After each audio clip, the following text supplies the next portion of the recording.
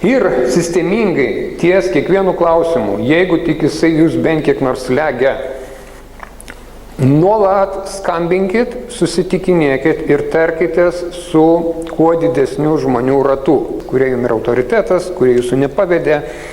Ir jūs pamatysit, kad didžioji dalis rūpesčių labai greitai ištirpsta. Mes patys ant savęs kraunamės naštas, kurių negalim panešti.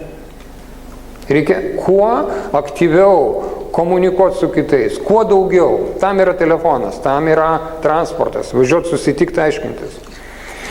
Maža to, pats bendravimas yra dar svarbiau. Pats ryšių palaikymas ir apskritai gyvybės cirkuliavimo pagrindinė gyvenimiška gamtinė priemonė. Taigi, tai reiškia, naudokit mažiausią pretekstą bendravimui, tam, kad išeit į orą, tam, kad nesėdėtų užsidarius savyje ar savo namuose ir taip toliau. Tai yra labai rimtas dalykas.